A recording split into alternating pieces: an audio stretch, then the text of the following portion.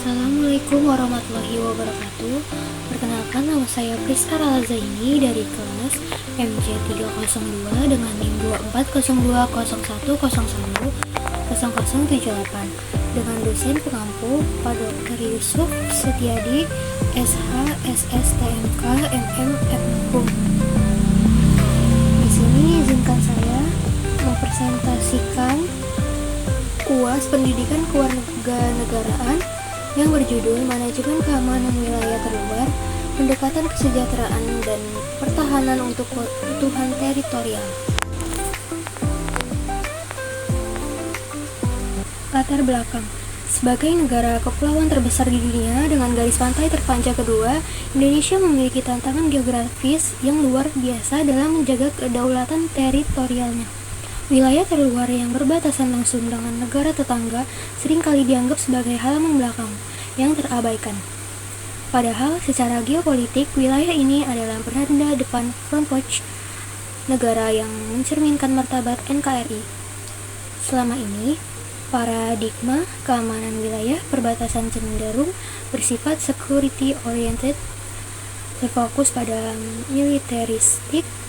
Namun, faktanya ancaman terhadap kedaulatan tidak hanya datang dalam bentuk infiltrasi militer, tetapi juga dalam bentuk ancaman non-fisik seperti kemiskinan, ketimpangan ekonomi, dan ketergantungan masyarakat perbatasan terhadap produk serta mata uang negara tetangga.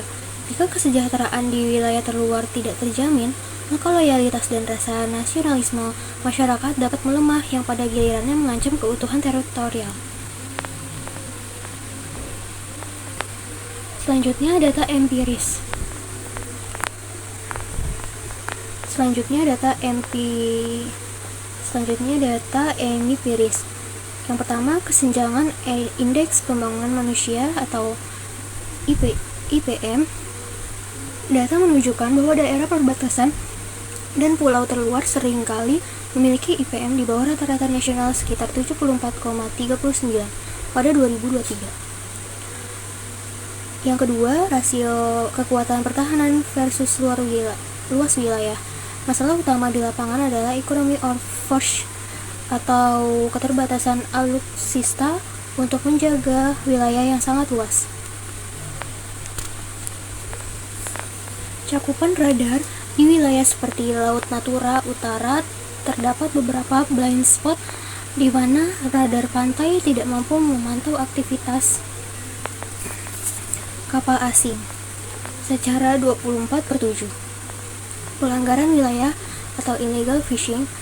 Menurut data KKP, meskipun tren menurun, kerugian negara akibat pencurian ikan di wilayah terluar sempat mencapai angka 30 triliun per tahun. Ini menunjukkan bahwa pertahanan fisik belum cukup tanpa melibatkan nelayan lokal sebagai mata dan telinga negara.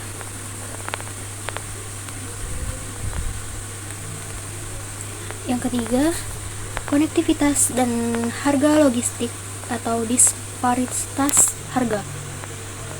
Pendekatan kesejahteraan sering terhambat oleh masalah distribusi.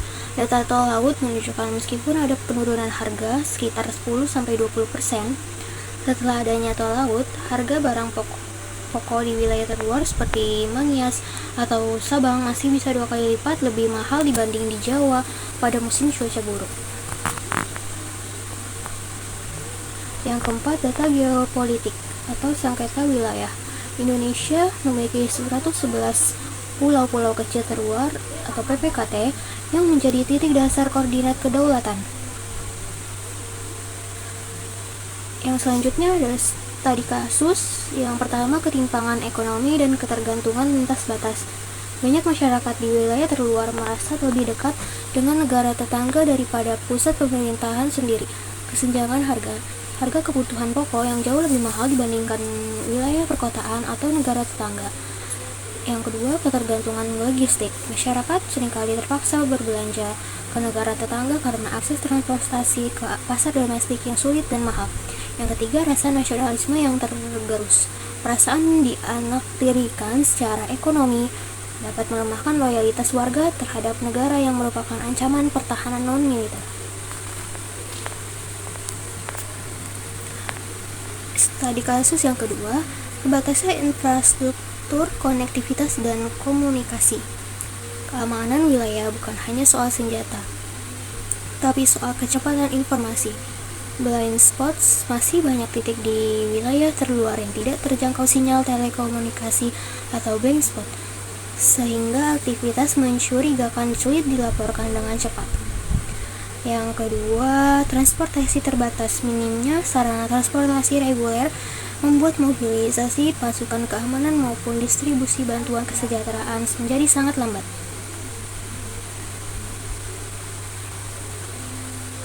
Nah, selanjutnya ada hasil penelitian. Yang pertama, teori keamanan komprehensif security. Dalam studi hubungan internasional modern, keamanan tidak lagi hanya didefinisikan sebagai kekuatan militer atau state-centric. Keamanan multidimensi. Keamanan wilayah terluar Indonesia harus dianalisis melalui lensa keamanan ekonomi, pangan, dan sosial. Yang kedua, teori keamanan manusia atau human security. Teori yang dipopulerkan oleh UNDP ini menggeser fokus dari kedaulatan wilayah ke kesejahteraan individu. Kesejahteraan sebagai pertahanan. Jika kebutuhan dasar masyarakat di pulau terluar seperti akses kesehatan dan pendidikan terpenuhi, maka daya tangkal mereka terhadap pengaruh asing atau ideologi separatis akan membuat secara alami. Ini adalah contoh ruang lingkup wilayah NKRI. Ruang lingkup wilayah NKRI terdiri atas wilayah daratan, pulau-pulau besar dan kecil yang berluas 2.028.087.000 km persegi.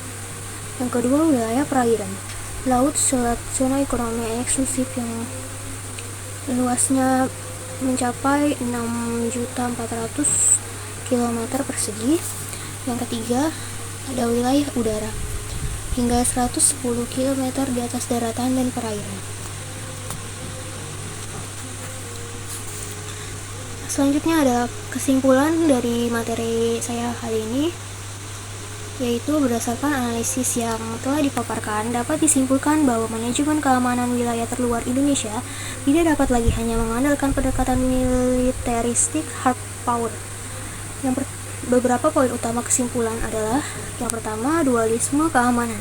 Keutuhan teritorial yang sangat bergantung pada sinergi antara pendekatan pertahanan untuk menjaga kedaulatan dari ancaman luar dan pendekatan kesejahteraan untuk membangun loyalitas dan ketahanan sosial ekonomi masyarakat lokal. Yang kedua, masyarakat sebagai sabuk pengaman. Masyarakat di wilayah terluar adalah aktor keamanan non-formal yang vital. Ketimpangan ekonomi dan kurangnya infrastruktur di perbatasan bukan hanya masalah sosial, melainkan kerentanan pertahanan yang dapat dimanfaatkan oleh pihak asing. Yang ketiga, kedaulatan melalui pembangunan infrastruktur, akses pendidikan, dan konektivitas digital di wilayah 3T, terdepan, terluar, tertinggal, secara otomatis meningkatkan daya tangkal nasional terhadap ancaman asimetri seperti penyelundupan dan klaim wilayah secara sepihak. Yang selanjutnya ada saran. Guna mewujudkan manajemen keamanan yang ideal di wilayah terluar, berikut adalah beberapa syarat strategi yang dapat diambil. Yang pertama, pemerintah pusat perlu adanya integrasi kebijakan yang lebih erat antara Kementerian Pertahanan dengan kementerian terkait. Yang kedua, pemerintahan daerah mendorong diversifikasi ekonomi lokal agar masyarakat perbatasan tidak bergantung secara ekonomi pada negara tetangga. Yang ketiga, sektor pertahanan TNI atau Polri meningkatkan pemanfaatan teknologi pengawasan seperti drone jarak jauh dan sensor bawah laut di titik-titik blind spot yang sulit dijangkau patroli rutin.